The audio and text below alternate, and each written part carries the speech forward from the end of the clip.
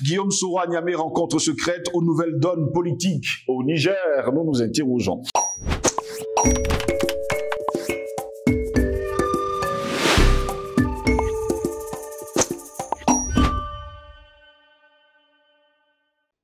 C'est toujours un plaisir de vous retrouver sur Panafricaniste TV. Mesdames, messieurs, bonjour, bienvenue à toutes et à tous à cette édition de Parole aux panafricanistes. L'ancien premier ministre ivoirien, ancien président de l'Assemblée nationale qui a annoncé dimanche vouloir mettre fin à son exil entamé en 2019 a déclaré le lundi dernier se trouver à Niamey où il a rencontré le général Abdourahmane Tiani. Oui, tout le monde le sait. Après 5 ans d'exil hors du continent africain, Guillaume Soro séjourne à Niamey où il est arrivé le samedi 11 novembre dernier, indique son parti Génération et Peuple Solidaire, le GPS, dans un communiqué lundi. Guillaume Soro y a rencontré le général Abdourahmane Tiani au pouvoir depuis quelques mois déjà. J'ai eu l'honneur d'être reçu ce jour en audience par le président de la transition du Niger, le chef de l'État, le général Abdourahmane Tiani, accompagné du général Salifou Modi, ministre de la Défense, et du général Mohamed Ntoumba, ministre de l'Intérieur, a déclaré Guillaume Soro sur son compte Twitter, ex-Twitter d'ailleurs, ex-Twitter. L'entretien qui a duré 1h30 a été exceptionnel par la qualité et la profondeur des échanges. D'ailleurs, c'est ce qu'il a déclaré. Dimanche soir, Guillaume Soro avait annoncé mettre fin à son exil, indiquant qu'il lui était pénible de vivre loin de sa terre et natale d'Afrique, sans toutefois préciser de date pour un éventuel retour en Côte d'Ivoire, où il est sous le coup d'une condamnation à perpétuité par Alassane Dramane Ouattara, chef de la rébellion qui contrôlait d'ailleurs la moitié nord du pays. Dans les années 2000, Guillaume Soro avait aidé militairement Alassane Dramane Ouattara a accédé au pouvoir lors de la crise post-électorale de 2010-2011 face au président sortant Laurent Gbagbo. Il était alors devenu le premier chef du gouvernement d'Alassane Dramane Ouattara, puis président de l'Assemblée nationale en 2012, avant une rupture début 2019 en raison, selon plusieurs observateurs, des ambitions présidentielles de Guillaume Soro. Quand on sait pertinemment qu'entre les deux hommes, il y avait bien un contrat, eh bien, Alassane Dramane Ouattara devait faire 1 ou 2 mandats et Guillaume Soro devait faire également un autre mandat ou pourquoi pas 2. Malheureusement, les deux hommes ne se sont pas entendus, l'un étant d'ailleurs devenu très gourmand. Déjà en exil, il avait été condamné en son absence à Abidjan en juin 2021 à la prison à perpétuité pour atteinte à la sûreté de l'État, accusé d'avoir fomenté une insurrection civile et militaire visant à renverser Alassane Dramane Ouattara en 2019. Son appel avait été jugé irrecevable en avril 2020. Il avait déjà été condamné à 20 ans de prison. D'ailleurs, à cette époque, eh bien, Alassane Dramane Ouattara partageait les 20 ans de prison contre ses amis d'hier, disons-le ainsi. Eh bien, condamné à 20 ans de prison pour recel de détournement de deniers publics. Mais en mai dernier, Guillaume Soro avait affirmé qu'aucune raison ne l'empêchait d'être candidat à la prochaine élection présidentielle prévue en 2025. Voilà pourquoi nous voulons justement savoir ce qui se cache derrière cette rencontre entre le président Abdourahmane Tiani et Guillaume Soro. Guillaume Soro, donc, à Niamey, rencontre secrète aux nouvelles donnes politiques au Niger. Nous nous interrogeons. Pour répondre à nos questions, nous sommes avec le docteur Jean-Paul Bellec encore ce matin. Docteur Jean-Paul Bellec, bonjour, bienvenue à vous. Bonjour Steve, bonjour à tous nos téléspectateurs de l'émission Parole aux panafricanistes de Panafricaniste TV. Bonjour à notre équipe technique, donc un salut spécial à Giresse. Je t'écoute, Steve. Bienvenue à vous, hein. Merci d'avoir répondu présent à notre invitation. Guillaume Soro est à Niamey au Niger. Il a quitté son exil de la Turquie pour se retrouver samedi dernier dans le pays d'Abdourahmane Tiani. Oui, ben, je pense que ça se comprend parce qu'en Turquie, il a échappé à une tentative d'enlèvement, je crois, des sbires de Alassane Ouattara. Oui. Voilà. Et ça rentre dans les habitudes de Ouattara. S'il peut te faire éliminer en douce, pourquoi pas là, il innove par un enlèvement. Bon. Soro, d'ailleurs, je rappelle, c'est pas la première fois qu'il tente de rentrer en Côte d'Ivoire, parce que là, il dit qu'il en a marre de l'exil, n'est-ce pas? Bon, il est au Niger, et puis très loin maintenant, la Côte d'Ivoire, par rapport à la France, à la Turquie. Mais une fois, il a essayé de rentrer en Côte d'Ivoire, souviens-toi, et heureusement, il a été prévenu alors que son avion était encore dans les airs. Donc l'avion a fait demi-tour parce que s'il atterrissait, on sait que il a été condamné après par contumace comme tu l'as dit il y a 20 ans, mais on sait que là, peut-être que ça aurait pas été une simple condamnation verbale, hein, et on l'attendait vraiment de pied ferme. Et il a été sage, en tout cas, il a eu la chance d'avoir ce message. Mais donc, ça veut dire que quand même, c'est quelqu'un qui a dû quitter son pays, enfin son pays natal, hein, son état d'origine, mais qui aspire à y retourner. D'autant plus que jusque-là, il nourrissait des ambitions. Tu l'as rappelé, il avait un contrat. Il nourrit encore des ambitions aujourd'hui. Il déclare qu'il sera justement candidat à l'élection présidentielle de 2025. Bon, non, il n'a pas encore abandonné. Alors, donc maintenant, le voilà au Niger, à quelques encablures. Il n'est pas à la frontière. Parce que entre le Niger et la Côte d'Ivoire, il y a encore le Mali ou le Burkina. Donc il y a quand même des... Mais c'est des États du Liptako Gourma. Donc c'est pas difficile de les traverser pour se retrouver juste à la frontière. Dans ton chapeau, tu as fait remarquer qu'il a été reçu par le président, ce qui signifie qu'on lui accorde de l'importance. Président de transition, Tchani lui-même, qu'il est en présence du ministre de la Défense. Donc si le ministre de la Défense est là, c'est qu'il y a une question de sécuritaire, guerre. Oui. Pas sécuritaire, c'est de guerre. De guerre.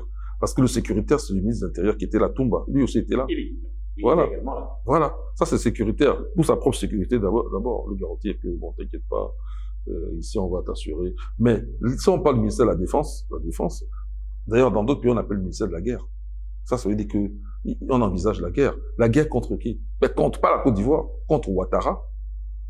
Oui, puisque Guillaume Soro, il a encore des ambitions. À l'état actuel, il ne peut pas être candidat, puisqu'il est condamné à 20 ans de prison. C'est qu'il élimine de toute course présidentielle. Ok? 2025, tu as dit? Oui. Ça approche, c'est pas loin. Donc, la seule façon pour lui, et Ouattara ne va pas l'oublier, puisqu'il y a encore une tentative d'enlèvement, la seule façon pour lui de réaliser son rêve en 2025, donc de ne pas le laisser fuir encore davantage dans le temps, c'est d'éliminer Ouattara. Bon, éliminer quel que soit Alpha, hein. Éliminer ne veut pas forcément l'élimination physique. En fait, neutraliser Ouattara. Oui. C'est-à-dire ramener Ouattara à un niveau, il n'a plus le pouvoir de l'empêcher de nourrir ses ambitions et d'espérer les réaliser. Bon, alors, donc, mais ça, Ouattara va pas se laisser faire. Il a des alliés. Les alliés les plus solides, ils sont otaniens, en particulier la France. On est d'accord, Steve? Oui. Voilà. Parce que, pour un rien, il saute. Il va voir son ami Martin. Ils sont amis à plusieurs niveaux, hein. Sa femme même est française, non? Elle est franco-israélienne. Sa femme, Dominique Ouattara. C'est pas tout. Ouattara, lui-même, c'est un franc-maçon. Hein? Bon, ça va l'a pas gêner de régler son compte à Koulibaly, qui était le chef des francs-maçons. Enfin, le chef déclaré, mais peut-être pas effectif. Mais l'autre, là. Avec Bakayoko. C'était Bakayoko, plutôt, hein, pas Koulibaly, Bakayoko. Bon, en tout cas, il a liquidé les deux, hein. Comme Koulibaly et Bakayoko. Mais c'est Bakayoko, tu as raison. Et qui est mort aussi, bizarrement. Bon. Alors, sinon, Macron, lui-même, c'est un franc-maçon, non? Oui. Entre francs-maçons, ils s'entendent très bien. Donc Guillaume Soro doit tenir compte du fait que Ouattara ne va pas se laisser faire. Il a des alliés. Le 43e Bima, il est bien sur place, non? À Abidjan. Bon, alors, donc, ça veut dire qu'il y a un rapport de force à établir. Et Guillaume Soro doit le négocier avec les autorités maliennes, mais pas nigériennes, mais pas seulement, carrément les États de l'Alliance, les États de l'Alliance, enfin, l'Alliance des États du Sahel, il faut qu'ils s'entendent. Liptako Gourma. Voilà.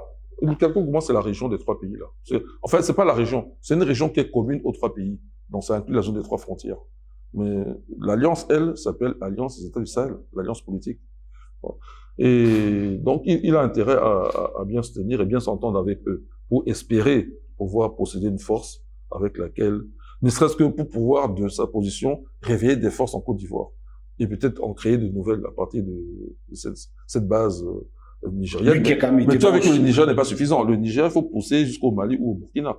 Oui, je te compte, excuse-moi. Justement, il a quand même été très proche d'Alassane Dramane Ouattara. Ils ont des secrets en commun. Et forcément, il connaît également comment marche Alassane Dramane Ouattara pour demander aujourd'hui aux autorités nigériennes comment s'en prémunir. C'est là qu'il est aussi utile, Steve. Tu sais, bon, plus tu me dis ça. Tu sais, j'ai participé à une émission, c'était vendredi dernier, je crois. C'était vendredi dernier. Oui. C'était dans une autre chaîne panafricaine. Et les arguments que j'ai donnés font que, maintenant, lundi, Guillaume Soro est là, non? Oui. J'ai bien expliqué, j'ai parlé de Soro. J'ai parlé de l'intérêt des États de l'Alliance des États de Sahel à attaquer, à contre-attaquer. Parce que Ouattara voulait envahir. Il voulait absolument envahir le Niger, soi-disant pour libérer Bazoum. Oui. En fait, le but va au-delà de Bazoum, parce que libérer Bazoum, c'est la mort assurée de Bazoum. Donc, ils avaient d'autres intentions, mais négatives vis-à-vis de... Alors, donc, la seule façon de contrer ça, c'est de faire appel à des forces anti-Ouattara qui sont ivoiriennes. Et tu vois que dans l'équation de Guillaume Soro, et Soro venait d'échapper à un tenté d'enlèvement. Donc Soro rentre dans l'équation, puisque tu as Blé Goudé qui est neutralisé, tu as Laurent Gbagbo neutralisé, il y a Bédié qui est déjà décédé, les autres, les Gué-Sang, là, on les contrôle comme pas possible. Donc la seule force qui est encore libre de mouvement, parce qu'il est à l'extérieur, c'est Soro. Enfin, parmi les forces qui comptaient déjà. Voilà. Et qui peuvent avoir un impact sur le terrain. Et donc, l'équation Soro s'est faite, t'as vu, c'est sorti tout seul. C'est les maths. Et moi, ça me rassure parce que, ça veut dire que, je l'ai déjà dit plusieurs fois, mais je le redis, ça veut dire que nos dirigeants nous écoutent. Même ceux qui sont contre nous, Steve, ils nous écoutent. Et même nos ennemis nous écoutent. Bon, on n'aimerait pas qu'ils nous écoutent trop, les ennemis. Bon, mais bon, ils nous écoutent aussi. Bon. Donc, c'est à nous de faire attention, puisqu'eux aussi nous écoutent. Bon, ça, c'est une chose. Ensuite, les nôtres, ceux qui sont dans notre camp, les panafricanistes, ils tiennent compte de nos avis. Ils les analysent avec leur propre intelligence et leur propre esprit mathématique. Parce que moi, je dis souvent qu'il ne faut pas qu'on aille au bout des conclusions. Eux-mêmes peuvent tirer des conclusions. La preuve, ils ont tiré la conclusion, c'est l'équation Soro. C'est à eux de finir okay? Nous, on fait qu'ils donnent des idées. Ils prennent pas, mais s'ils prennent, ils poursuivent. Oui. À leur façon. Parce que c'est eux qui sont sur le terrain. C'est eux qui gèrent. C'est eux qui commandent. Nous, on n'a pas le pouvoir. Bon. Alors. Ensuite, ça s'est réalisé. Donc, c'était dans leur intérêt de, tu sais, même la CEDEAO, encore aujourd'hui, d'ailleurs, est-ce qu'on a rétabli l'électricité au Niger? Non, tu vois, ils sont tous négatifs. Ils ont géré les comptes du Niger. L'électricité, là, depuis que Ouattara dit à Tinibou, coupe l'électricité, je ne crois pas qu'il est rétabli. Donc, ils font souffrir le Niger. Il faut donc que maintenant, la seule façon entre humains de faire entendre raison à des gens comme ça, là, parce qu'ils n'appliquent pas ma hâte. Alors que, tu vois, c'est pas des Africains comme nous, Steve. Moi, je crois on peut même oublier qu'ils sont Africains. Ils sont seulement là à nous gérer, parce que c'est eux qui commandent, et ils sont en Afrique. Mais, tu vois bien qu'au niveau culturel, ils se comportent pas comme les Africains, comme toi tu penses, ou comme moi je peux penser. On peut les oublier. Je crois pas que jusqu'aujourd'hui, ils aient établi l'électricité au Niger. Donc, quand tu as affaire à des forces comme ça, des forces sétiennes, c'est les forces du désordre. Voilà. Eh ben, il faut, à la force, c'est-à-dire qu'il faut leur faire entendre ce qu'eux peuvent entendre. C'est-à-dire que la souffrance qu'ils t'infligent, toi, tu vas pas leur infliger cette souffrance, mais tu vas utiliser quelque chose qui va les faire réfléchir aussi. En l'occurrence, là, on a l'équation de Soro. Et comme tu dis, Soro connaît bien Alassane Ouattara, il connaît le pays même. Il a également été chef de la rébellion dans le nord du pays, voilà, donc il a encore des alliés. Des alliés, c'est ça, il connaît le pays, voilà. Il connaît comment manœuvrer. D'ailleurs, en même temps, il faut aussi que que le Niger, le Mali et le Burkina se méfient de Soro. Ah oui. Il faut pas qu'il soit en confiance avec Soro. Non. C'est quelqu'un qu'on met à l'essai. Ah oui, il faut pas lui faire confiance comme ça, là. Donnez bon Dieu sans confession, juste parce que, on a pitié de lui. Il n'y a pas de pitié, là. Ou parce qu'il a été enlevé comme c'est un Africain. Non, non, non, non. Lui, il a fait quoi? Tu sais le mal qu'il a fait aux Ivoiriens, Soro, avec sa rébellion. Hein? La trahison même de IB, c'est pas Soro. IB, lui aussi c'est un Koulibaly. Hein? Et tout ça, ok? Donc, et puis tous les morts en Côte d'Ivoire, ok? Et puis souviens-toi à l'époque, et puis je parle de Burkina Faso. Souviens-toi à l'époque, Soro, il est venu narguer les panafricanistes ici au Cameroun. Moi j'ai entendu plusieurs panafricains le dire. Moi j'étais pas encore là, mais plus d'un l'a dit que Soro est venu narguer les panafricains ici, en disant que c'est comme s'il n'avait pas l'intelligence d'être de bon côté. Lui, il est de bon côté. Ça s'appelle un opportuniste. La chanson de Jacques Dutronc, l'opportuniste. Tourner la veste sur du bon côté. Il dit qu'il faut être du bon côté, du côté du vainqueur. Okay. Bon, Ouattara, il n'est pas été le vainqueur. Bon, Ouattara lui a rendu ça comment? Donc son intelligence, quelque part, était limitée. Quand on a affaire à quelqu'un comme ça, Steve, il faut quand même, faut l'avoir à l'œil, mais alors, le surveiller comme la marmite au feu, quoi. Ok? Oui. Parce que, ce monsieur-là, maintenant, j'ai donc chuté là-dessus, sauf si tu veux me relancer, c'est ce qu'il a fait au Burkina. Souviens-toi, la conversation téléphonique qui a été interceptée avec Djibril Bassolé. Il voulait donner des bons conseils à Bassolé. Comment trouver des armes et combattre la population qui se révoltait déjà. Tu te souviens? On se souvient. Voilà. On n'a pas oublié. Quand ils ont fait passer Compaoré. Hein? Oui. Voilà. Et qui était là à donner les mauvais conseils? N'est-ce pas? C'était Guillaume Soro. Donc pour vous, jusqu'à nous sommes là en 2015. Pardon? D'Africa, Guillaume Soro, c'est pas un homme de confiance. Non, on peut pas lui faire confiance. Utiliser quelqu'un, même le diable, tu peux utiliser le diable, Steve, si tu en as les moyens. Et si tu peux le tromper. À la condition de ne pas lui faire confiance. Mais tu ne fais pas confiance. Non. Il doit faire ses preuves sur le terrain. Bon, en même temps, je dis qu'on juge l'homme à l'instant T. On ne va pas rester à l'idée que hier, il a fait ça, il a fait ça. S'il peut nous aider aujourd'hui à avancer dans le combat, c'est-à-dire que, tu vois, je suis au front, je tire, Guillaume Soro est à côté de moi, on tire ensemble. Je ne vais pas dire dégage. Et s'il avait été utilisé par l'Occident pour se racheter? Mais tout ça, il faut en tenir compte. C'est ce que je viens de dire, je non? pose des questions. Mais oui, bien sûr. Mais tu fais bien de le poser parce que tu donnes un détail supplémentaire. Bon, mais je pense que les nôtres, là, ils ont l'intelligence pour tirer les conclusions eux-mêmes, Steve. Mais tu fais bien de leur dire. Bien sûr, ça peut être ça. Hein? Ils n'ont pas pu entrer par la porte, ils vont entrer par la fenêtre. Exact. Oui. Et Guillaume Soro, comme c'est on peut pas lui faire confiance, on lui garantit que si tu fais ça, cette fois-ci, c'est sûr qu'après Ouattara, c'est toi. Hein? Et il est capable, Steve, de vendre. Oui, je dis ça. Donc c'est à ceux qui l'ont fait venir, maintenant de faire attention. Tu peux jouer ce jeu-là, mais il faut être plus malin que le malin. On est d'accord? Sinon, attention. Les trois États-là sont importants pour nous. On ne peut pas accepter qu'à peine le Mali libéré de tout esprit, enfin de la présence terroriste des forces de l'OTAN, maintenant Soro arrive. D'autant plus que dans le cas du Niger, encore du travail, beaucoup de travail. C'est pas seulement Bazoum, lui on peut même le négliger parce que lui il attend seulement un jugement pour haute trahison. Mais les forces américaines sont venues au Niger. On dirait que Tiani il a du mal à les virer. C'est quoi son problème? C'est qu'il y a des gens qui pensent que Tiani, quelque part, est un agent. Bon, je vais donner même un nom précis. Bon, tu me diras, c'est pas un Africain. Mais je me souviens, et je l'ai critiqué là-dessus d'ailleurs, en son temps, François Asselineau, il a dit que Tiani était un agent américain.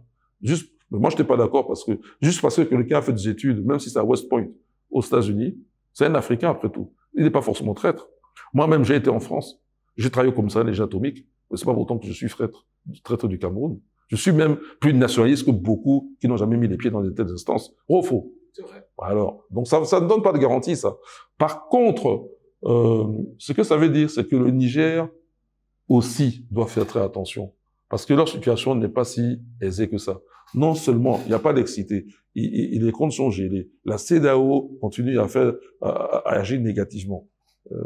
Quand je dis la CEDEAO, tu connais les pontes, Ouattara, Macky Sall, et tous les autres. Voilà, okay. Même Talon, hein.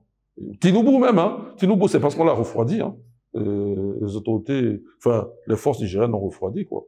Voilà. Et au début, il avait les ardeurs de l'interventionnisme. Donc, et puis il y a les forces américaines qui sont toujours là. Si Soro est là et que les forces américaines sont là, mais le jeu est facile pour l'Occident, parce que qui dit la France? Le chef de la France, c'est qui? Le chef de l'OTAN, voilà.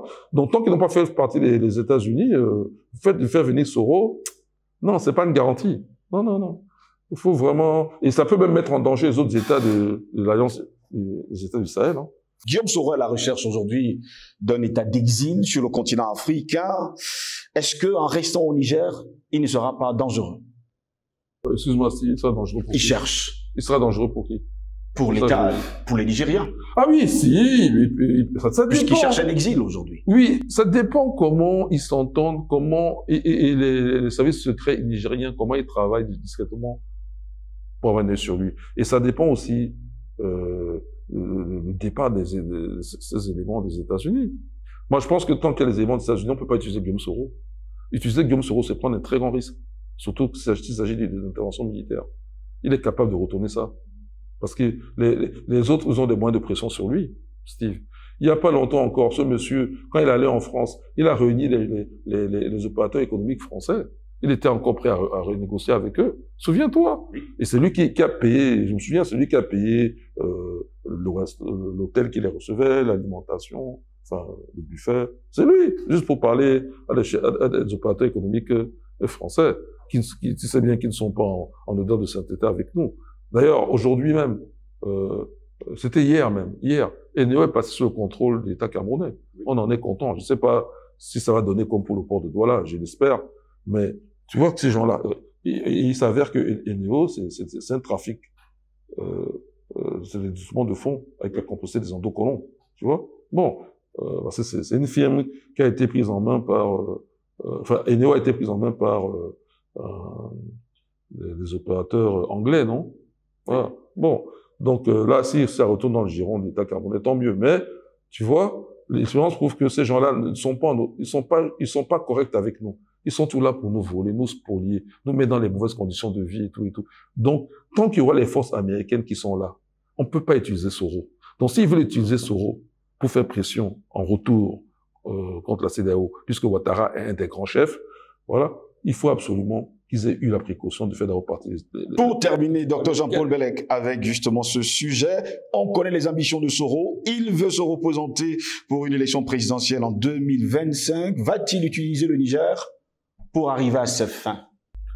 Non, ça ne peut pas être le Niger seul, si ça doit être militaire. C'est pour ça que je dis que la présence des forces américaines est gênante. Ça ne peut être qu'une intervention militaire, Steve, parce que Ouattara ne partira pas comme ça. Il est même pas prêt à faire un 4e mandat. Donc, il tient debout, ok. Mais le Niger n'a pas de frontière avec la Côte d'Ivoire. C'est le Mali et le Burkina. Donc, ça veut dire qu'il faut impliquer l'ensemble des États du Sahel. Okay. Pour l'aider à aller... Oui. Voilà. Et je répète, c'est pas maintenant où le Mali vient de recouvrer totalement la pleine souveraineté sur la totalité de son territoire et vient de se libérer totalement des terroristes qu'on va permettre à un Soro, via l'aide américaine, de redéstabiliser, c'est-à-dire de ramener l'Occident dans un jeu où on l'a chassé. La seule condition, l'effort que l'État nigérian doit faire, c'est de faire partir les troupes américaines avant toute initiative au profit de Guillaume Soro. Et puis, c'est pas tout. Il y a une autre condition. Guillaume Soro, on ne travaille pas pour lui. Nous, on travaille pour les Africains, le panafricanisme. Donc, Guillaume Soro, il a du sang dans les mains. Il doit simplement rembourser, ne serait-ce que pour qu'on ait pitié un jour de lui, lorsqu'il sera jugé. Donc, Guillaume Soro, toute aide qui lui sera accordée, c'est pas pour qu'il ait devenu président en Côte d'Ivoire. Parce que déjà, il y a beaucoup d'Ivoiriens là-bas qui ne seraient pas contents. OK? Avec ceux qui savent de Guillaume Soro. Guillaume Soro, il doit se dédouaner. Il dit que le pays lui manque. OK. Mais comment d'abord par penser les plaies et faire amende honorable. Donc, son ambition présidentielle, il doit l'oublier. Peut-être même l'effacer. Parce que, qui dit que lui doit être président avec tout ce qu'il a fait? Faut pas non plus insulter la mémoire des gens. Il doit seulement travailler pour la Côte d'Ivoire pour espérer se réhabiliter aux yeux des Ivoiriens qui ont subi ces affres. C'est ça, première chose pour Soro. Maintenant, s'il a une autre ambition, c'est qu'il peut trahir. Et là, les autorités nigériennes et ceux de Burkina Faso, Mali, voilà, doivent faire très attention. Merci à vous, Dr Jean-Paul Bellec, d'avoir été des nôtres. Merci, Steve, d'avoir invité, une fois de plus, à la patrouille la mort. Nous vaincrons. Et vous qui êtes du côté derrière, on va le dire comme ça, votre petit écran, votre téléphone, encore votre tablette, nous vous disons merci de nous avoir suivis, mais n'oubliez surtout pas, quand on flirte avec le diable, on sait quand ça commence, mais jamais quand ça se termine. Bonne journée à toutes et à tous.